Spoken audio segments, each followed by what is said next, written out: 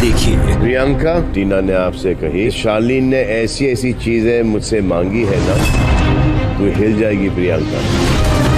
उसको मैंने अपना दिल दिया, उसने मेरे साथ ऐसा किया। छोटा भाईजान, बड़ा भाईजान।